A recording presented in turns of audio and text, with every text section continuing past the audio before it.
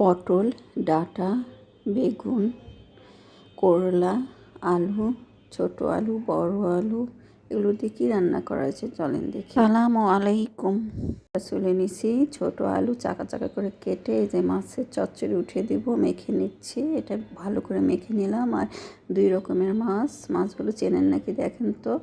এটা মাগুর মাছের না শিং মাছের লেজ ফিসা এগুলো ছিল, সেগুলো দিয়ে। আর ছোট মাছ এটা ঘ্যাওড়া মাছ নাকি বলে, সেই মাছ দিয়ে চচ্চড়ি। আমরা এই 2 মাছই খাই না, খালি 2 জন মানুষ খাবে, এর জন্য সেহরিতে। আর সেহরিতে আমরা দুধ ভাত খাই। আর এই তো মুরগি রান্না করব পটল দিয়ে, আলু দিয়ে, করলা ভাজি করব। ছোলা বের করে রাখছি, আমি রান্না করে রাখি, শুধু গরম করে নিব। যে আলু চপ করে রাখছি, ডিম দিয়ে ভাজবো। যে ডালের বড়া, পেঁয়াজ, কাঁচামরিচ সব কেটে নিচ্ছি, বেগুন আর একটা তরকারি উঠিয়ে দিচ্ছি। তরকারিটা হয়ে যাচ্ছে, বেগুন আর মাছ দিয়ে একটু মাখা মাখা করব। আর একটু টমেটো কেটে দিব। এই তো আমার তরকারিটা হয়ে যাচ্ছে। এভাবে চচ্চড়ি করলে কিন্তু মজাই লাগবে। আর সব গুছিয়ে রাখলে একটা করে তরকারি করবো আর নামিয়ে ফেলবো।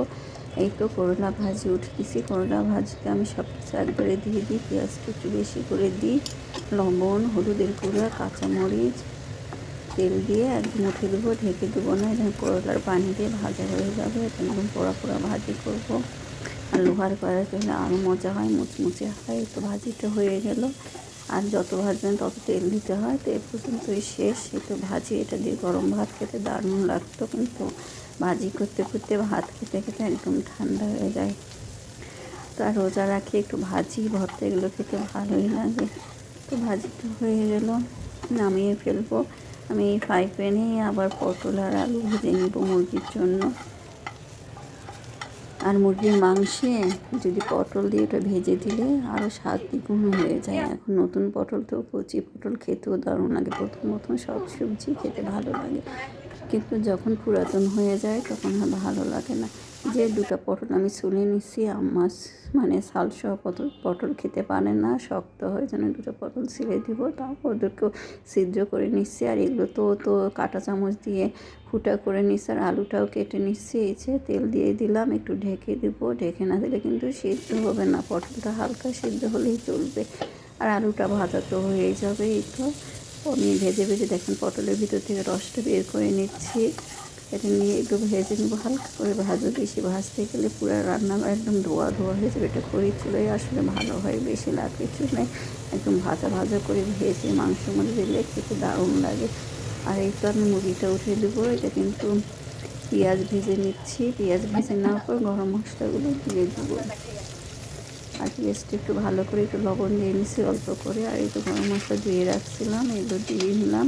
কালো ফল, তেজপাতা, সাদা ফল, দারুচিনি, আর এই তো মশলা বাটাও দিয়ে দিলাম। আদা, রসুন, জিরা আর হলুদের গুঁড়া, মরিচের গুঁড়া, লবণ সব একবারে দিয়ে দিলাম। দিয়ে হচ্ছে একটু কষিয়ে নেব, তারপর মাংসটা দিয়ে দেবো। মাংসটা কষিয়ে নেওয়ার পর, মুরগির মাংস কিন্তু বেশি কষাতে হয় না, তাহলে স্বাদটা নষ্ট হয়ে যায়। গরুর মাংস আপনি যত কষিয়ে কষিয়ে রান্না করবেন তত ঘ্রাণ বের হয় আর মজাও হয়। কারণ গরুর মাংস শক্ত আর মুরগির মাংস নরম, তো বেশি কষালে একদম স্বাদটাই নষ্ট হয়ে যায়। একটু আমি ভেজে একটু কষানোর পানি দিয়ে দিলাম। আর ওদিকে তো আমার পটল আলু ভাজাই আছে।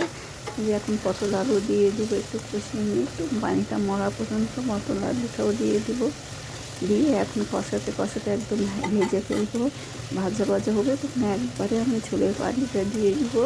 তাহলে দেখবেন এটা মুরগি থেকে মাংস দেখে পটল আলুটাই খেতে দারুণ লাগে, খেতে ভালো লাগে।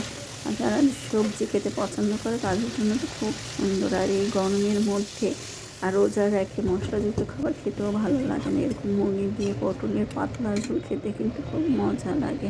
আর যারা জিরা ভাজা খান তাদের জন্য আরও ভালো, একটু জিরা ভাজা ছড়িয়ে দিবেন রান্নার শেষে, তাহলে খুব সুন্দর একটা ঘ্রাণ বেরোয়। আমাদের জিরা ভাজাটা খেলে একটু এক এক মানুষের পরিবারের সদস্য বলে না এক এক রকম টেস্ট, ওই গ্যাস হয়। আবার ধনেপাতা খেলেও অনেকের গ্যাস হয়, এই জন্য আমাদের খুব একটা রাতে তরকারিতে এগুলো খাওয়া হয় না। এটা আমি চাল তালানি করবো, যেটা জিরা তালানি। জিরাটা পেঁয়াজ কাঁচামরিচ ভেজে নিয়েছি, জিরা ফোড়ন দিয়ে চালটা উঠে দিলাম। এটা আমাদের প্রতিদিনই করতে হয়, এক মুঠোও করে দিতে হয়। আর গরম মশলার মধ্যে সাদা ফল আর এলাচ আর তেজপাতা দিয়ে দিলাম এক এক সময়, যেটা কাছে পাই সেটাই হালকা পাতলা একটু করে নিয়ে তো ইফতারির আয়োজন শুরু করে দিচ্ছি। আর এটা হয়ে যাচ্ছে, এটা নামিয়ে ফেলবো। একটা একটা করে নামিয়ে একটা একটা উঠিয়ে দেবো। এইভাবে দিন চলে যাচ্ছে। রোজার মাসটা ভালো লাগে। বছরের 12টা মাসের একটা মাস একটু অন্যরকম। আমার কিন্তু খুব পছন্দের মাস রোজার মাসটা, কারণ আমার লাইফের একটু চেঞ্জ হয়।